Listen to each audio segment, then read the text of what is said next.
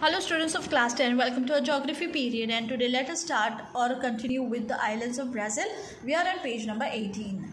Islands. Besides the mainland, some islands are also included in Brazil. So what is the mainland? Let me again tell you. I think I told you this in the previous lectures, but let me again show it to you.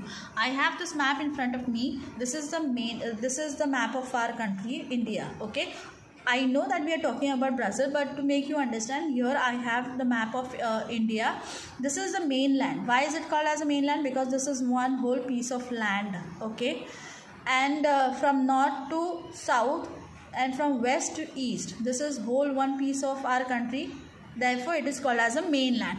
However, there are some more territories which belong to our country, and they are the islands. So these are the some set of islands here, and they are named as Lakshadweep Islands. They are in the Arabian Sea, and here we have some set of islands named as Andaman and Nicobar Islands in the Bay of Bengal. They are away from the mainland. They are the marine islands. Even this is away from the mainland, you can see, and therefore these islands are called as the marine islands. Fine. So besides the mainland, some islands are also included in Brazil. They can be classified into coastal islands and marine islands. Most of the coastal islands have formed due to deposition. Marine islands were a part of the mainland. So they were a part of the mainland some time ago. Now they are more than 300 kilometers away from the mainland in the Atlantic Ocean. So now they are in the Atlantic Ocean. And how far are they away from the mainland? They are 300 kilometers away from the mainland. These islands are mostly rocky, and they are the top of the submerged mountains. So what kind of islands are they? They are nothing but the mountains, okay, and only the topmost part of the mountains are seen above the sea, and they are nothing but the islands. They are considered to be the islands. The islands near the coast of the South Atlantic Ocean are coral islands, and they are called atolls. We have studied what atoll islands are. In case if you have forgotten them, then you please refer the videos related to atoll islands and understand the explanation there. Now moving further, we have a questionnaire, a list of some questions, and you have to attempt them after you see check, go through the figures 3.1 and 3.2. Which shows the physiography of India and Brazil. Use the maps and the indices. What are indices? It is the plural of index, to answer the following questions. So please take a look at the maps and the index of the respective maps and answer the following questions. So please go through the questions. In case of any doubts, if you are stuck somewhere, please do write to me about the same, either on Google Classroom or on WhatsApp. Fine. Now let's move further. We will now talk about or study about the drainage. So far we were studying about the physiography of India and Brazil. Now we are going to begin with the drainage. So try this. Maps showing major rivers of Brazil and India are shown in figure 3.3 and 3.4. However, I am afraid children, it is not 3.3 and 3.4, it is 3.4 and 3.5. Please do the correction. Take two tracing papers and prepare drainage basin maps of Amazon and Ganga and name the basins. So what is your job? You will take two tracing papers and draw the respective basins of the rivers that flow in, the important rivers that flow in Amazon, in Brazil and India. In India, it is river Ganga. So look for the tributaries and the distributaries of the river Ganga and draw them properly. And do the same in regarding Amazon river in Brazil.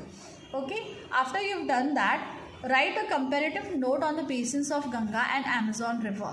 You may consider following points for the comparison. So after you have drawn after you have traced the river basins, you are supposed to write down a note on both the rivers. So what are the following points for comparison? Size of the catchment area, and for that you will consider the map. What is the catchment area? You will write down about the distance it travels, about the tributaries that join them. Okay, so that will be the catchment area. Then the relative location within respective countries, means what is the distance and how long do they flow. Then the headwater regions of rivers, means from where do they origin. Okay, there can be just one source for the river, or there can be many other sources, that is many other rivers who make one main river. So headwater regions of rivers, orientation of the rivers, that means it will consist of the tributaries as well as the distributaries. Then the major tributaries and their orientation. So we know that no matter how many tributaries these rivers have, but we will highlight on the major tributaries and talk about its length and its catchment area. Fine. Then to make our work easy, and any other points. So apart from these points that are given here, if you have any more points that you can write on, please do so.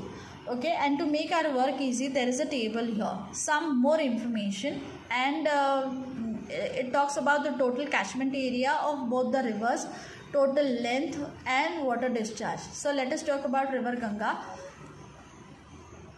Total catchment area in square kilometers of River Ganga is 10,16,124 in square kilometers, and that of River Ganga, Amazon, is 70,50,000. Total length of River Ganga in kilometers is 2,525, and that of Amazon it is 6,400 kilometers. Water discharge is in cubic meter per second. It is 16,648 of River Ganga, and that of Amazon river it is 2,09,000 cubic meter per second. So you can understand that how huge is this river Amazon, and no wonder why it is called as the largest river in the world. Mind it is the largest and not the longest. It is the largest river in the world. Now so far we studied about the physiography. Now let us move towards the drainage of Brazil. So geographical explanation of Brazil. Drainage of Brazil. As far as the drainage in Brazil is concerned, there are three major river basins. Fine. Amazon basin, which is in the north, Paraguay-Parana system in the southwest, then São Francisco in the eastern part of highland, and other rivers at the coast. Amazon basin. So let us talk about the Amazon basin first. Amazon collects its headwaters from the eastern slopes of Andes Mountains in Peru. Okay, so let us take a look at this map. Okay, so this is the map of Brazil, and what do they say? Amazon collects its headwaters from the eastern slopes of Andes Mountains in Peru. So where is Peru? It is here. Okay, it is a neighboring country of Brazil. So it receives, okay, this Amazon river receives a lot of water from the rivers that flow from Peru. Okay, you can see this is one river, this river. Okay, these together they flow, and finally they flow in one river named as River Amazon. So Amazon river receives huge discharge. So these rivers actually bring a lot of water along with them. Okay, so it receives, this Amazon river which begins here receives a huge amount of water over here. Then what happens? This is about 2 lakh meter cube per second. As a result, Amazon washes off the load supplied to it from the catchment.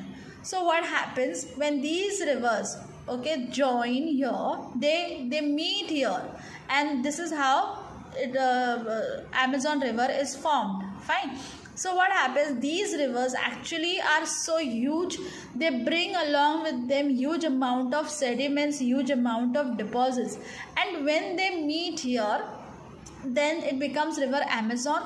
And then what happens, a lot of deposition is brought here by these many rivers. So because of the huge amount of flow, okay, you can understand the amount of water that it must be collecting here. So the force is so much that it washes away all the sediments that is brought by all these rivers over here. It carries away very smoothly, effectively. Okay, that powerful is the flow of the River Amazon. Consequently, sediments are not deposited at the mouth. Usually what happens, the river is very powerful, very strong here, okay, at the origin. Fine.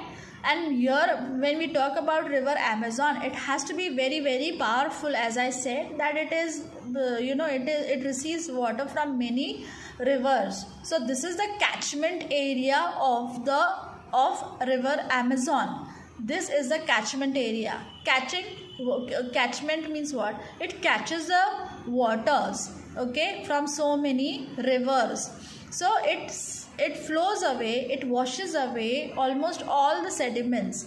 But then what happens in case of other rivers, the river flow slows down, and then when it is the end point, okay, when it is the terminal point, that is the end point of the river, where the river actually finally ends her journey either in the ocean or in the sea, okay, usually what happens, the flow becomes less, because now because the water that she brings along with her is not so much as it used to be here, okay.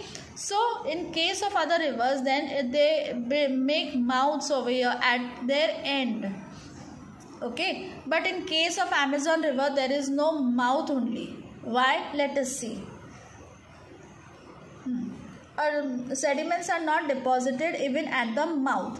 A dense network of distributaries, which is a characteristic feature of river mouth areas, is by and large absent in the mouth region of Amazon.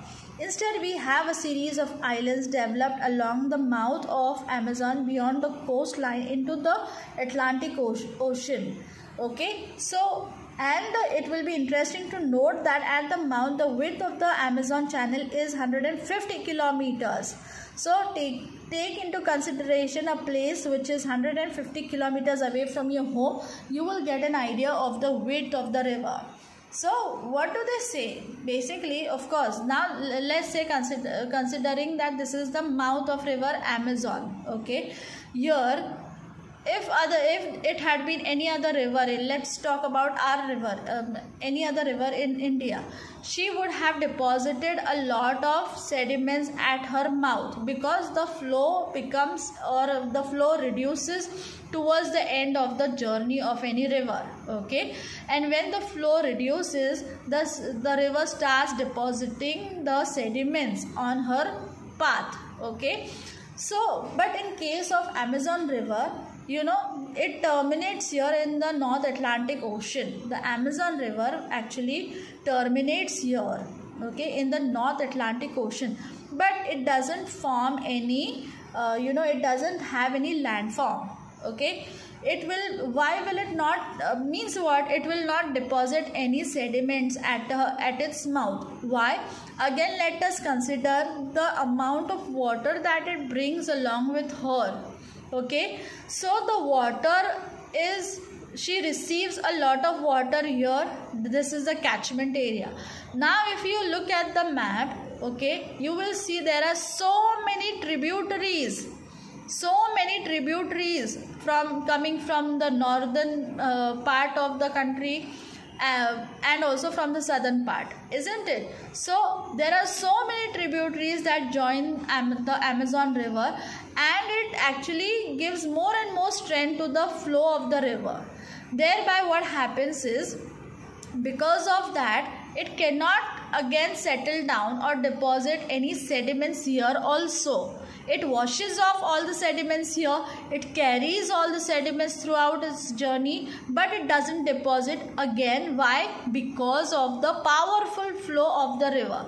So it drains away all the sediments directly very much far into the North Atlantic Ocean, okay, and therefore there are no there is no landform that is formed over here. There is no land, there is no deposition. Fine. And how big is this distance? The mouth, how big is this? It is 150 kilometers. The width of the mouth of river Amazon is 150 kilometers. So you can understand how huge this river is. Fine. Now let's take a look. We will turn the page. We are on page number 20. We will continue with Paraguay and Parana system in the next video. Till then, goodbye.